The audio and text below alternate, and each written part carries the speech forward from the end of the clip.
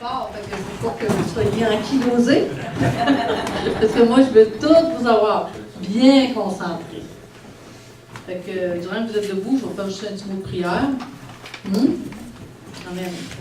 Amen, Seigneur. Merci, Seigneur, de déverser ton onction sur ce message.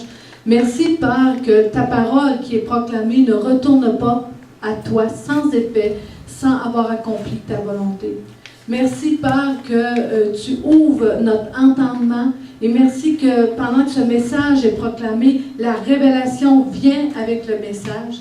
Et Père, je prends autorité, Seigneur, dans les lieux célestes, contre tout esprit contraire à l'esprit de Christ dans ce lieu, contre tout esprit qui voudrait emmener de la confusion par rapport à ce que je vais enseigner. C'est brisé dans le nom de Jésus, dans le ciel, brisé ici sur la terre. Et merci, Père, que je relâche la clarté d'esprit dans ce message pour chacun de nous maintenant, dans le nom de Jésus. Amen. Amen.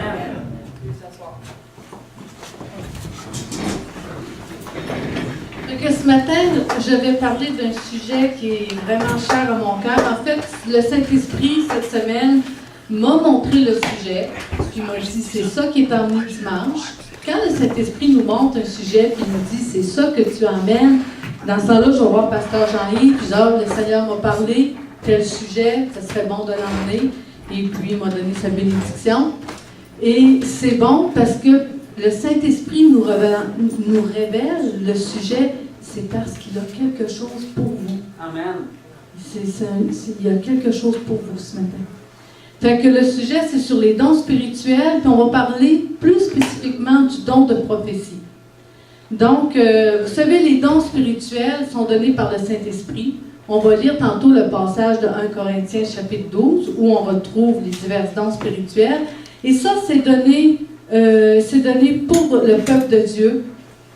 Et c'est un immense privilège que Dieu nous fait, de nous donner ces dons. La Bible nous dit que lorsqu'on a reçu Jésus dans notre cœur, dans Colossiens 1,13, on a été arrachés des ténèbres et transportés dans le royaume du Fils de son amour. Et ça fait de nous des citoyens d'un royaume. Et nous sommes là pour honorer un roi qui est Jésus.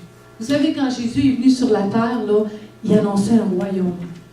Et nous sommes les sujets de ce royaume-là et appelés à honorer un roi. Et vous savez, lorsqu'on lit la Bible, notre dernier invité qui est venu, Jean-Élie Teferi, il disait, on ne lit pas la Bible parce que, il faut que je lise ma Bible. Puis, non. On lit notre Bible parce que c'est le guide pour connaître tous les droits, tous les privilèges et les devoirs que nous avons comme citoyens du royaume. Wow! On lit dans une autre perspective. Quels sont mes droits comme citoyen du royaume? Quels sont mes privilèges comme citoyen du royaume? Hein? Et quels sont mes devoirs? Et on a des devoirs aussi comme citoyen du royaume. Et puis, je vais vous donner un exemple de droit. On a le droit légal à la santé. Ça, c'est un droit légal que Jésus nous a acquis à la croix. Donc, la maladie est illégale. Amen. On a aussi le privilège. Les dons spirituels qu'on va voir tantôt, c'est un immense privilège. Et on a des devoirs. La Bible nous dit de marcher dans l'amour. C'est un devoir. La Bible nous dit de se pardonner. C'est un devoir, parce que notre Père Céleste nous a pardonné. Voyez-vous, on a des droits, on a des privilèges et on a des devoirs. Maintenant, l'œuvre du Saint-Esprit dans notre vie, c'est-à-dire, elle est double. OK? Il y a le Saint-Esprit qu'on reçoit à la nouvelle naissance. Le Saint-Esprit, quand on donne notre vie à Jésus, vient habiter en nous et il régénère notre esprit. Il se joint avec notre esprit et il régénère notre esprit. Et ça nous donne maintenant la possibilité d'être des enfants de Dieu. Amen. Ça, c'est l'Esprit qui vient en nous à la nouvelle naissance. Mais il y a l'autre expérience, qui est le Saint-Esprit qui vient sur nous au baptême du Saint-Esprit. Ça, c'est une autre expérience. Donc, quand le Saint-Esprit vient sur nous, il nous donne la puissance pour témoigner, pour le ministère, et c'est associé au parler en langue. Ça va? Jusqu'à date, ça va bien? OK. Et le Saint-Esprit a une personnalité. Vous savez, on devrait vraiment, chacun de nous, chérir la personne du Saint-Esprit. Parce que quand Jésus a parti, il a dit, je ne vous laisse pas seul, je vous envoie mon Saint-Esprit. Et c'est lui qui est avec nous chaque jour, à chaque heure du jour, et qu'on peut. Moi, mon désir, là, c'est que ça devienne tellement une réalité pour nous. Jamais seul. Amen. Jamais. Jamais seul. Pourquoi? Parce qu'il est notre consolateur. Il est notre conseiller. Wow! Si on peut, là, il est notre conseiller. Je suis en train de faire quelque chose. J'ai une décision à prendre. Il est mon conseiller. Puis il habite en moi. Il est avec moi. Je peux le consulter. Un assistant.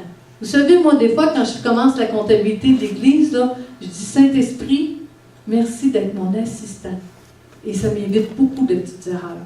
Il est notre assistant. Sur la route, il est ton assistant sur la route. Au travail, il est un intercesseur. Le Saint-Esprit intercède pour nous. L'intercession en langue, c'est tellement merveilleux. C'est le Saint-Esprit qui intercède pour nous quand nous, on ne sait plus quoi dire. Il est un fortificateur. Il nous fortifie, le Saint-Esprit. Il est l'esprit de vérité, il est l'esprit de sainteté, il est l'esprit de vie et il est l'esprit d'amour. Wow! Ça, c'est que juste ça, là, c'est quelque chose. Amen. On va aller lire le passage qu'on va regarder de plus près ce matin.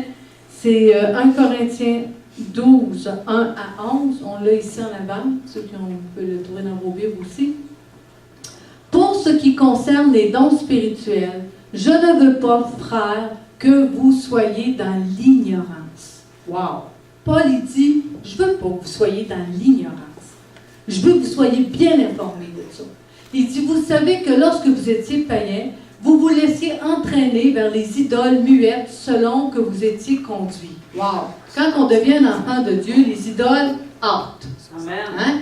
Les idoles, là, il faut que ça sorte de nos maisons. Amen. Les idoles muettes. Les statues par rapport, tout ce qui n'a pas rapport, là, qui déplaît à Dieu, puis je vous le dis, souvent je vous le dis, demandez au Saint-Esprit, qu'est-ce qui te déplaît dans ma maison? Il va vous le dire. Faites du ménage. Faites du ménage. On voit que être entraîné par les idoles muettes, c'est pas pour les chrétiens. C'est pourquoi je vous déclare que nul, s'il parle par l'Esprit de Dieu, ne dit « Jésus est anathème » ou « maudit », et que nul ne peut dire « Jésus est le Seigneur » si ce n'est par le Saint-Esprit qui révèle ces choses-là. Et là, il continue. Il y a diversité de dons, mais le même Esprit. Diversité de ministères, mais le même Seigneur. Diversité d'opérations, mais le même Dieu qui opère tout en tous. Il continue en disant, à chacun la manifestation de l'Esprit est donnée pour l'utilité commune. Hein, on voit que c'est pour l'utilité commune, pas pour l'utilité d'une personne, l'utilité commune. En effet, à l'un est donné par l'Esprit une parole de sagesse, à un autre une parole de connaissance selon le même Esprit, à un autre la foi par le même Esprit, à un autre le don des guérisons, c'est le seul qui est au pluriel, donc il y a plusieurs dons de guérison, par le même Esprit, un autre le don d'opérer des miracles, un autre la prophétie et à un autre le discernement des esprits, à un autre la diversité des langues, à un autre l'interprétation des langues. Un seul et même Esprit opère toutes ces choses, les distribuant à chacun en particulier comme il veut. Wow! C'est tout un équipement, ça, là-dedans. Là. Hein? Il y a de l'équipement là-dedans. Jésus, là, il fait pas les choses à moitié. Hein? Il voulait qu'on soit équipés. Toute l'Église, nous tous ici ce matin, en tant que groupe, on devrait ardemment désirer ces choses-là. On devrait ardemment désirer fonctionner dans les dons spirituels. Ça devrait être un désir qu'on a chacun de nous. OK. Maintenant, un peu d'enseignement. On peut regrouper les dons pour mieux les comprendre en catégories. OK? Moi, je veux juste vous aider à mieux comprendre comment ça fonctionne tout ça. Donc, on peut les regrouper en catégories et ils opèrent ensemble. Puis, il existe 3 catégories de dons. Puis dans chaque catégorie, il y a 3 dons. OK? Pour 9 dons au total. Donc, ici, j'ai fait un petit tableau. On a le don qu'on appelle les dons de révélation. Ces dons-là, on les appelle les dons de révélation parce qu'en fait, ils révèlent quelque chose de caché. OK? On va le voir un petit peu plus. Ils révèlent. C'est une révélation. Ils viennent révéler quelque chose que personne ne sait, en fait. C'est pour ça qu'on les appelle les dons de révélation. Et dans cette catégorie-là, vous avez la parole de connaissance, vous avez la parole de sagesse et le discernement des esprits. Ça, on les appelle les dons de révélation. Après ça, vous avez les dons de puissance. Eux, ils font quelque chose. Il y a une action qui s'opère à travers les dons de puissance. On voit là-dedans les dons de guérison, miracle et foi. Et vous savez, les 3 sont interreliés, hein, parce que ça prend de la foi pour opérer un miracle, ça prend de la foi pour opérer la guérison. Et parfois, il y a des guérisons qui c'est un miracle. Voyez-vous, ils sont comme interreliés aussi. Et vous avez les dons vocaux ou inspiration. Eux, ils disent quelque chose. Ça, c'est la prophétie, la langue et l'interprétation des langues. Ça, c'est là-dessus tantôt que je vais m'arrêter un petit peu plus. Mais en attendant, ça aurait été trop long de les passer tout en revue, mais je veux quand même revenir sur les dons de révélation pour vous aider un petit peu mieux à comprendre. Dans les dons de révélation, en fait, c'est la signification de la parole de sagesse, c'est une révélation surnaturelle et divine des desseins de Dieu concernant l'avenir. Donc, c'est une révélation surnaturelle des desseins de Dieu concernant l'avenir. Le mot-clé là-dedans, pour la parole de sagesse, c'est « avenir ». La parole de sagesse annonce l'avenir. S'il y a une prophétie, on va y revenir tantôt, qui annonce l'avenir, c'est parce que c'est une parole de sagesse. Mais suivez-moi bien. Je vais aller voir ceux qui ont leur Bible, vous pouvez aller vérifier dans Actes 23, 11. On a un exemple de ça. Restez avec moi, la parole de sagesse qui annonce l'avenir. Je vais vous lire le passage. Actes 23, 11. La nuit suivante, le Seigneur apparut à Paul et dit « Prends courage, car de même que tu as rendu témoignage de moi dans Jérusalem, il faut aussi que tu rendes témoignage dans Rome. » Fait qu'ici, là, voyez-vous, là, c'est une parole de sagesse parce qu'il révèle l'avenir à Paul. Puis, on voit que Paul le reçoit à travers une vision. Donc, la parole de sagesse là, passe à travers les songes, à travers les visions. La parole de connaissance, elle, c'est une révélation surnaturelle d'un fait concernant le passé ou le présent. Ça, c'est la parole de connaissance. Ça parle du passé ou du présent. Et puis, on a un bel exemple de tout ça de ceux qui ont leur Bible, je ne les ai pas tout écrit, là, Actes 9, 10 et 12. Or, il y avait à Damas un disciple nommé Ananias. Le Seigneur lui dit dans une vision, remarquez que la parole de connaissance ici passe à travers une vision. Voyez-vous?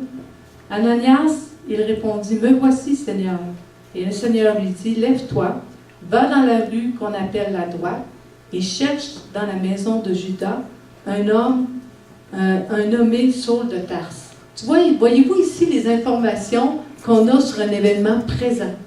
Ça, c'est la parole de connaissance, révélée à travers la vision. Amen. Donc, retenez simplement ça. Parole de sagesse parle de l'avenir. Parole de connaissance parle du présent, du passé. OK? Maintenant, le discernement des esprits. Le discernement des esprits, c'est un aperçu surnaturel du monde des esprits et une compréhension surnaturelle de l'esprit humain, révélée par le Saint-Esprit. Vous savez, c'est un don très précieux pour l'Église. Puis, c'est un don qui a besoin d'être utilisé correctement. C'est pas de la suspicion et c'est pas un esprit de jugement non plus. Hein? Faut pas, le discernement des esprits, là, c'est autre chose. Il permet aux dirigeants de l'Église de choisir des hommes et des femmes pour le leadership et des postes de responsabilité. Le discernement des esprits est utile pour voir dans le royaume spirituel puis arracher les gens de l'ennemi, de ce qu'il fait dans leur vie. C'est utile, le discernement des esprits. Et on a un bon exemple.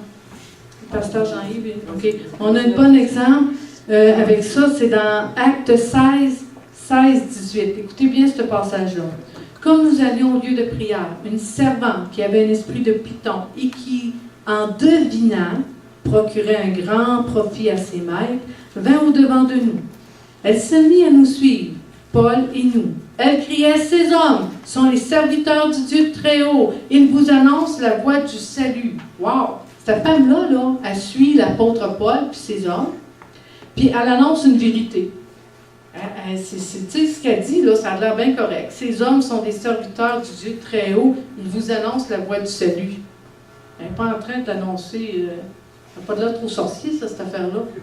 Mais pourtant, Paul, à un moment donné, il était irrité dans son esprit. Il y a une irritation dans son esprit. Pourquoi? Et puis, il était patient. Elle fit cela pendant plusieurs jours. Paul était patient, là. Paul fatigué. À un moment donné, cette année... Il dit, Paul, fatigué, se retournant, il dit à l'esprit, « Je t'ordonne dans le nom de Jésus-Christ de sortir d'elle. » Il sortit alors même. Et on voit au début du texte que cette femme-là avait un esprit de python. Mais elle semblait dire la vérité. Comprenez-vous comment le discernement des esprits est précieux pour l'Église? Parce que ça nous permet de discerner le faux du vrai. Puis laissez-moi vous dire que dans les derniers jours, on va avoir besoin de ce don-là beaucoup, beaucoup. Oui, Pasteur Jean. Imaginons qu'on est face à une situation avec une personne. Le Seigneur nous donne le discernement des esprits. Qu'est-ce que cette personne-là cache en arrière de ce qu'elle nous dit? Après ça, le Seigneur nous donne une parole de connaissance. Alors là, on dit à la personne quelque chose qu'elle seule sait. OK? Et ça, c'est quelque chose qui est dans le présent ou dans le passé.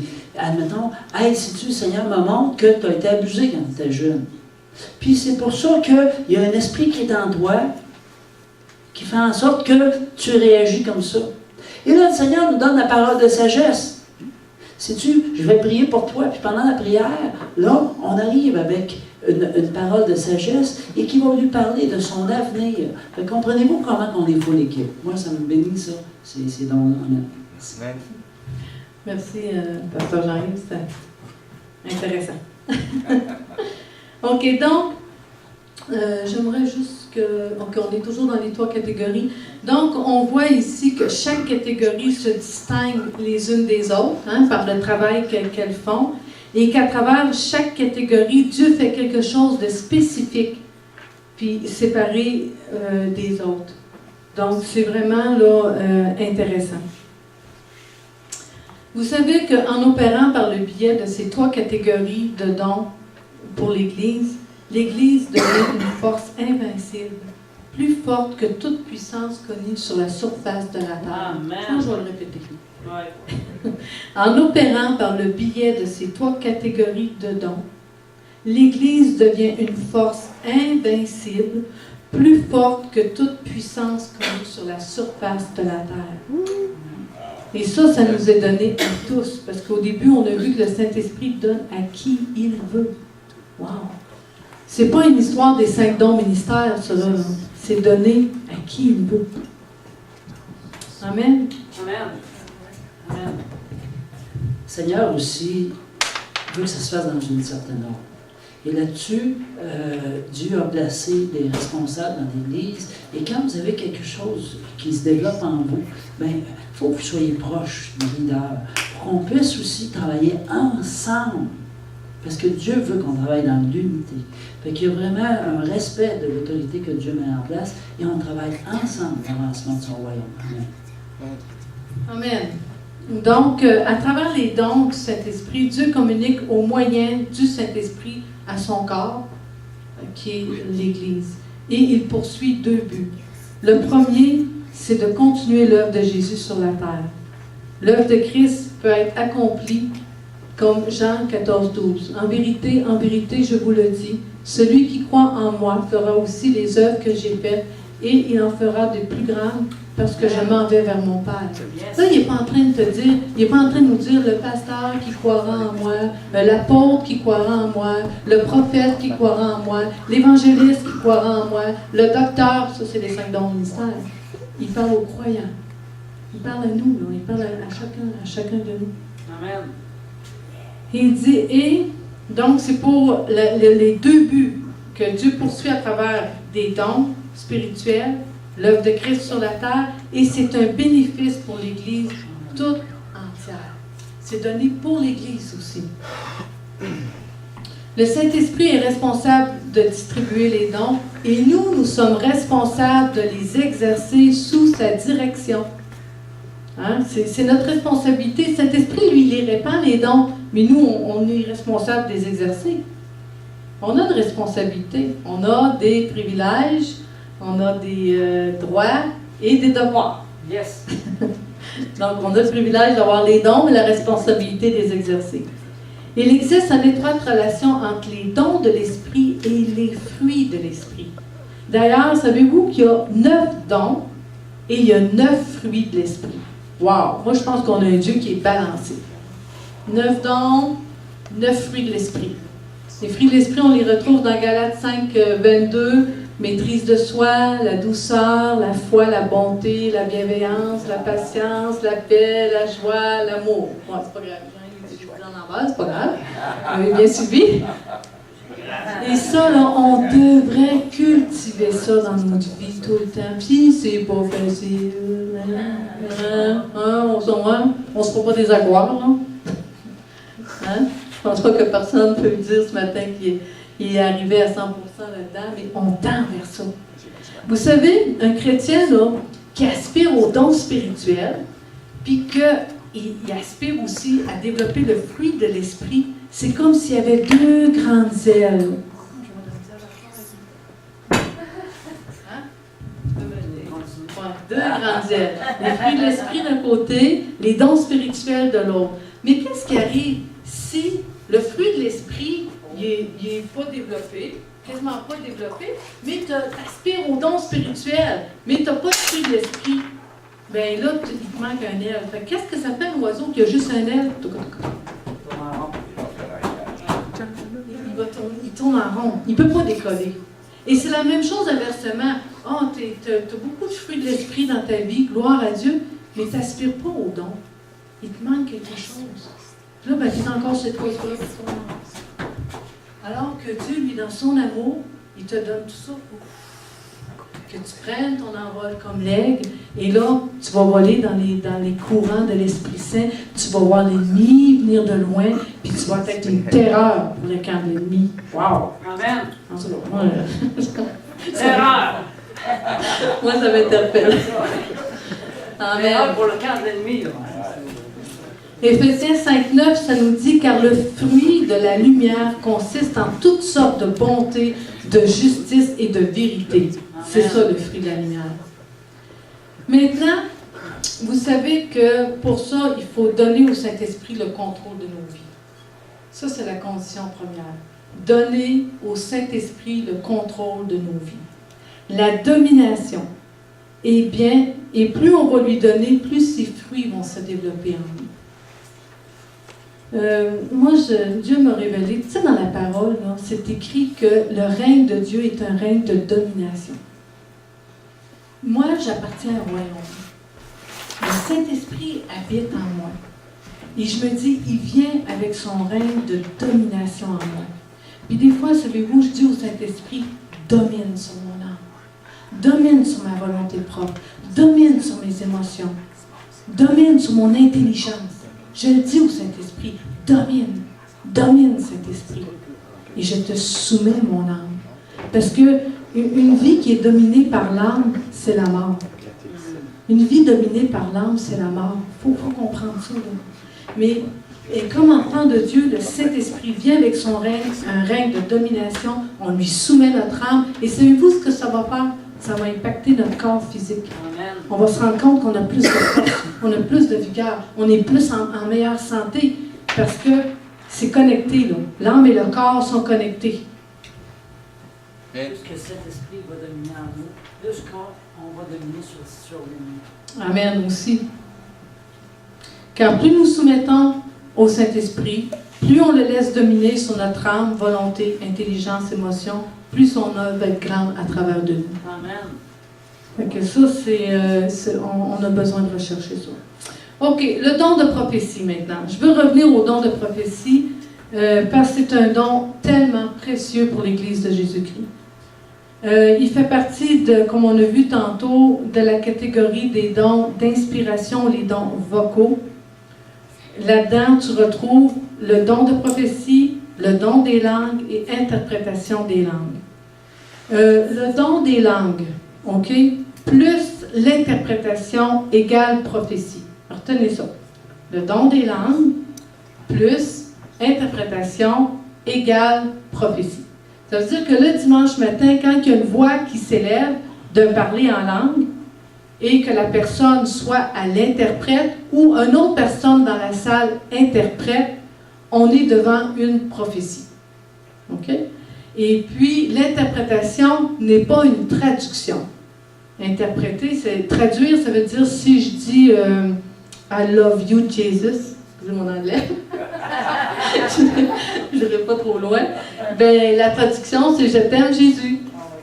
Mais l'interprétation, c'est autre chose. L'interprétation, c'est inspiré par le Saint-Esprit. La personne emmène la parole dans une autre langue et l'autre personne, inspirée par le Saint-Esprit, interprète le message.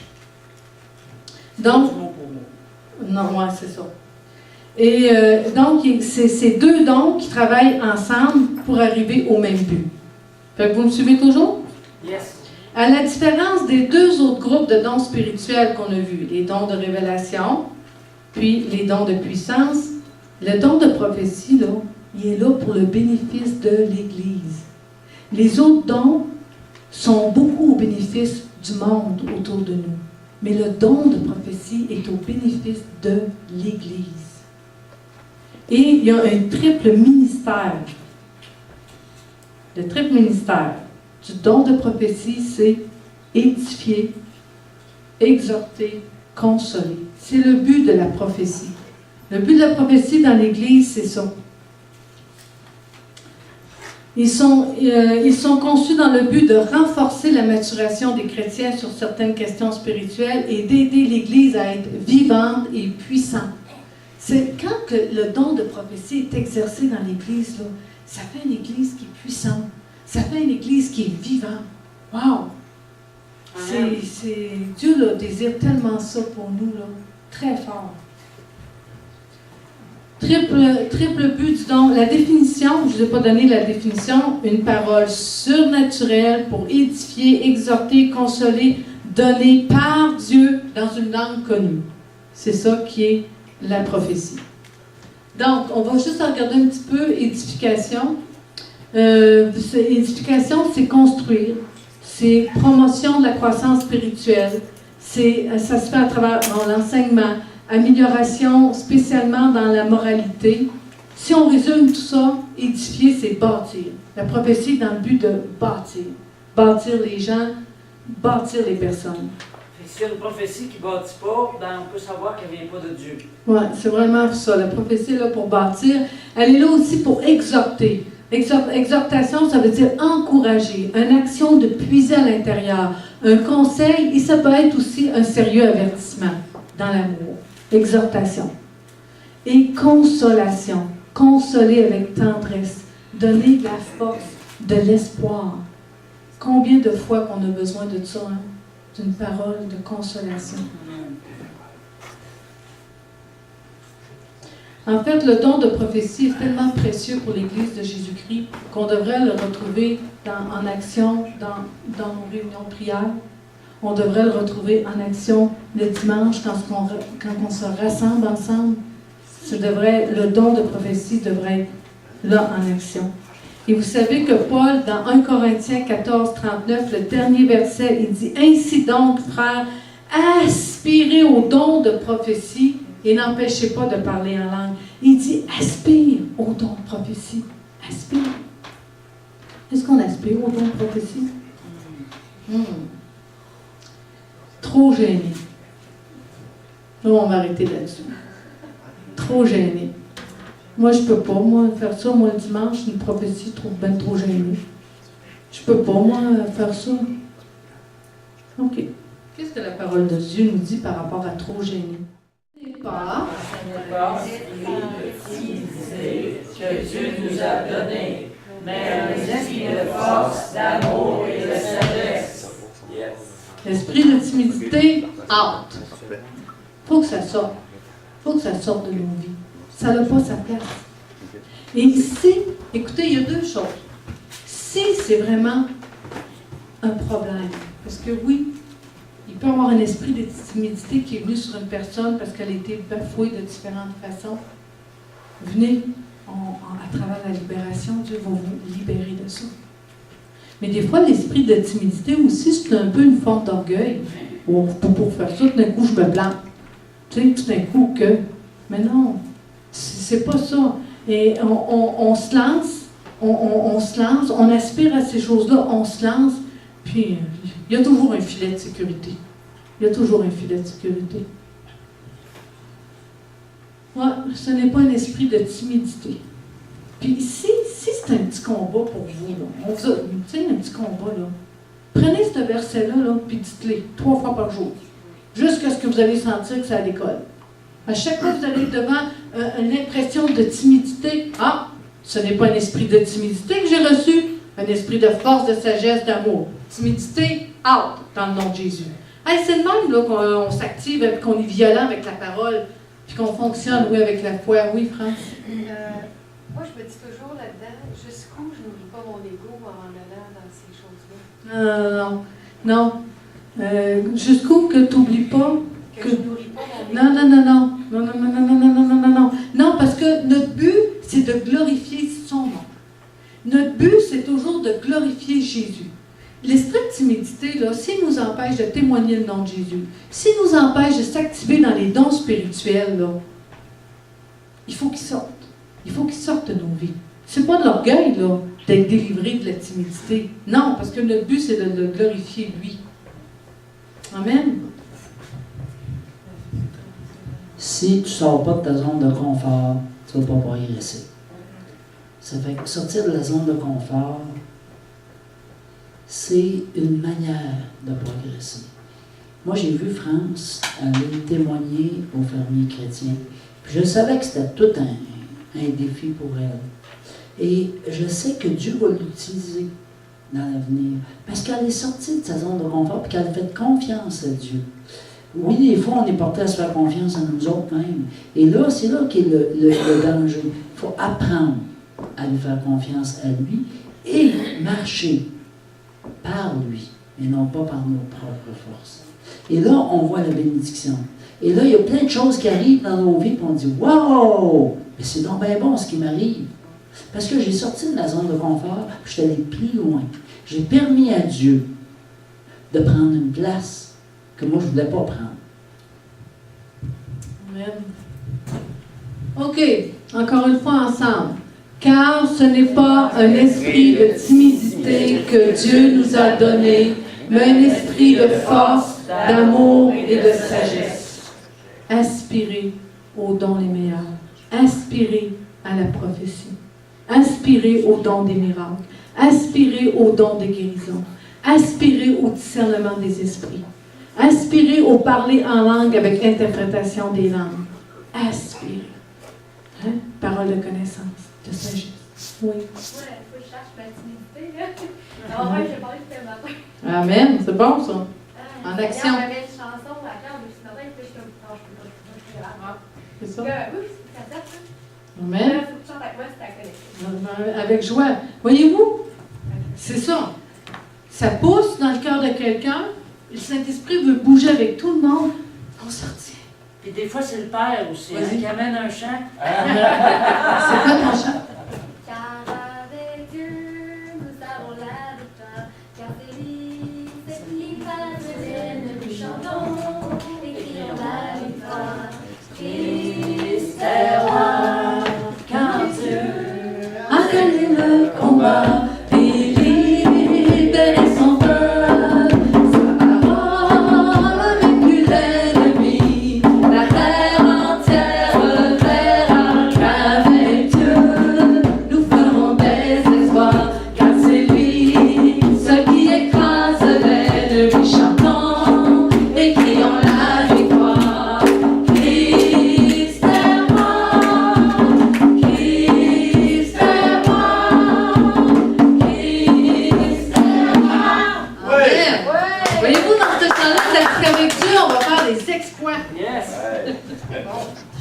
Amen. Alléluia. Merci Seigneur. Merci, c'est rafraîchissant. Hein? C'est bon, ça nous réveille. Hein? Vous êtes réveillés? OK, j'ai presque terminé. Attends. OK. Le don de... OK, maintenant, le don de prophétie et le ministère prophétique, c'est deux choses. OK? Il ne faut pas confondre non plus les deux. C'est pas parce qu'on prophétise le dimanche matin qu'on est dans le ministère prophétique. Ça, c'est deux choses, puis il faut que ce soit bien clair. Et il y a un très bel exemple de ce que je viens de vous dire dans Actes 21, 8 à 11. Est-ce qu'on l'a mis, j'arrive? OK. Donc, nous partîmes le lendemain et nous arrivâmes à Césarée. Étant entrés dans la maison de Philippe l'évangéliste, qui était l'un des 7, nous logeâmes chez lui. Il avait 4 filles vierges qui prophétisaient. Comme nous étions là depuis plusieurs jours, un prophète nommé Agabus descendit de Judée et vint pour nous trouver.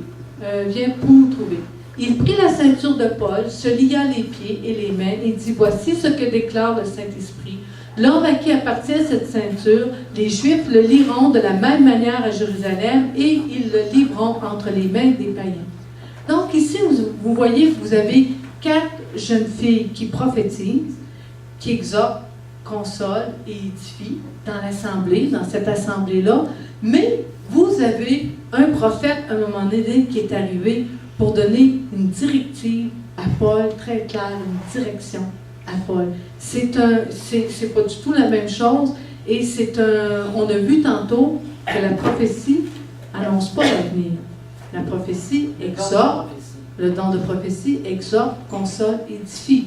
Ici, on a l'exemple d'un prophète qui, lui, vient et donne une direction. Il donne un message clair à l'apôtre Paul. Donc, c'est pas la même chose. Et il faut faire attention à ça. Ce que n'est pas le don de prophétie, donc je viens de le dire, prédire l'avenir, utilisé pour la direction, comme utiliser, c'est ça, le don de prophétie pour donner une direction, puis c'est un des principaux, le plus mauvais usage parfois là, qui peut être utilisé à travers ça. Exemple, le Seigneur me montre que tu vas marier un tel. Ouch! Attention. Seigneur me montre que tu dois déménager telle place. Attention, attention. La prophétie n'est pas là pour donner une direction. La prophétie est là pour exhorter, encourager et consoler. OK. La prédication. Vous savez que Jésus dit qu'il va sauver le monde au moyen de la prédication et non pas au moyen de la prophétie. Hein? Donc, la prophétie, ce n'est pas la prédication. La prophétie, le don de prophétie, ce n'est pas la réprimande. Okay? Donc, on n'utilise pas un don pour... Hey, le Seigneur me montre là, que, je ne sais pas, le matin, il n'est pas d'accord là, avec telle affaire. Ça ne marche pas, ça. Okay? Ce n'est pas la réprimande. Et ça, nous, on est là comme anciens pour surveiller un petit peu aussi. Hein? Puis, un ministère de critique. Tu te lèves le matin, tu veux formuler une critique, tu passes ça en prophétie. Il y a un petit hic. Excusez-moi, il y a un petit hic. OK? Amen. Moi, ce que je veux que vous reteniez ce matin, c'est que la prophétie est là pour édifier, exhorter et consoler. Et que c'est bon pour l'Église. C'est bon. Pour les réunions de prière, c'est bon dans l'Église. Puis Paul dit aspirer. Il parle de tous les dons, mais il revient en disant aspire à la prophétie. Parce que on a besoin. On a besoin de ça. Dans Thessaloniciens 5, 19, 21, ça dit n'éteignez pas l'esprit. Ne méprisez pas la prophétie. Mais examinez toutes choses, retenez ce qui est bon. Un exemple de ça, très simple. Il y a quelque chose, là, ça pousse ton cœur un matin. Là. Tu le sens là, que le Saint-Esprit pousse, puis il faut que tu ouvres ta bouche. Là, puis là tu ouvres ta bouche, puis ça n'a pas sorti comme tu aurais voulu. Tu as l'impression que ça a sorti, mais c'est pas grave. Dieu se réjouit de un, que tu aies osé, et de deux, on examine toutes choses, mais on retient ce qui est bon. Mais on ne juge pas la personne. « Hey, as-tu vu ça un matin? Ta. » Non, on n'est pas là-dedans. Hein? Moi, en tout cas, la première fois que j'entends quelqu'un prophétiser, mon cœur se réjouit. Et je suis sûre que le cœur de Dieu se réjouit. Amen. Parce que là, je dis, wow, elle vient de sortir de sa zone de confort. Elle va aller plus loin, elle ou lui. Excusez, c'est parce que je prêche féminine. J'ai presque terminé. OK, pour terminer, comment les croyants doivent faire pour augmenter l'opération des dons spirituels? Là, je vous ai parlé des dons. Et puis, c'est sûr qu'on ne peut pas peut-être tout retenir ça, mais comment on peut faire pour augmenter l'opération des dons? Premièrement, comprendre les dons, que les dons sont distribués à chacun en particulier, comme veut le Saint-Esprit. OK? C'est le Saint-Esprit.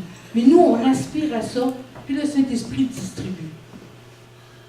On étudie la parole pour comprendre le fonctionnement des dons. Il faut prendre le temps d'étudier la parole. Moi, je vous ai donné une petite aperçu ce matin, là, mais c'est bon de prendre le temps d'étudier comment ça fonctionne, les dons. Désirer ardemment que les dons puissent opérer au milieu de nous. Plus on va désirer que les dons opèrent au milieu de nous, plus on va avoir du power ensemble pour annoncer Christ. Voyez-vous? Priez pour que les dons se manifestent plus dans l'Église. Au fur et à mesure que notre désir grandit, on décide de chercher Dieu dans la prière, les dons se manifesteront de plus en plus. Amen. Dieu veut manifester ses dons à travers chacun de nous. Il attend que nous fassions notre part. Et savez-vous, c'est quoi notre part? Étudier, désirer, prier. Et obéir. Ouais, on pourrait dire ça. Étudier, désirer, prier. Vous vous souvenez au début, quand j'ai commencé à lire, pour ce qui concerne les dons spirituels, je ne veux pas, frère, que vous soyez dans l'ignorance. Ça demande de l'étude. Ensuite, on va voir le Saint-Esprit lui-même se manifester dans une plus grande mesure. Fait que moi, ce que j'espère ce matin, c'est qu'à travers ce message-là, je vous ai donné le goût d'aspirer aux dons, d'aller plus loin là-dedans, puis qu'on devienne de plus en plus une Église vivante. Amen. Soyez bénis. Oui, aspirer aux dons spirituels, ça c'est un livre qui est génial pour ceux qui voudraient vraiment approfondir cette leçon-là encore plus. C'est un petit livre, ça se lit très très bien, c'est très clair l'enseignement qui est donné et vous pouvez à ce moment-là soit nous l'emprunter ou soit l'acheter, mais si vous voulez en savoir plus sur le sujet ce matin, c'est un excellent livre. Le Saint-Esprit prend l'œuvre de Jésus, nous identifie avec elle, puis il la traduit dans notre expérience. Amen. Fait que là-dessus, je vous bénis. Puis j'ai hâte de vous entendre tous parler en langue, interpréter les langues, prophétiser au milieu de nous. Amen.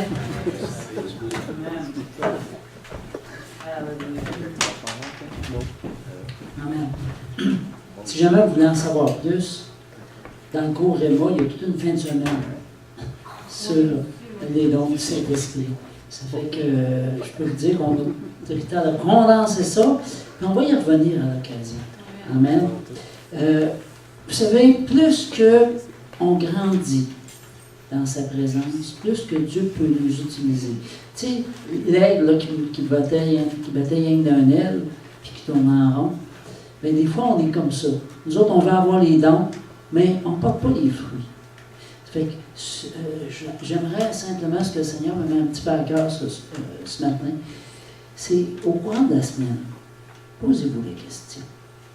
Quel est le fruit que je ne porte pas dans ma vie? C'est quoi parmi les fruits, les 9 fruits?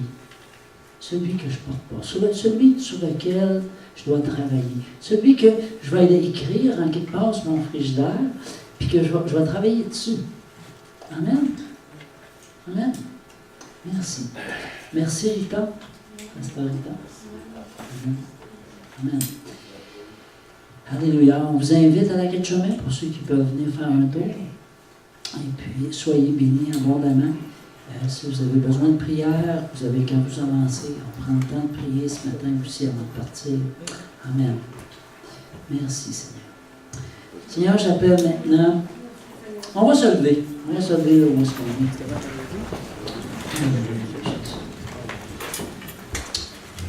Seigneur, j'appelle maintenant ta révélation sur chacun de nous. Afin, Seigneur, que tu nous montres là où on doit travailler. Sur quoi est-ce que je dois travailler cette semaine? Afin d'être de plus en plus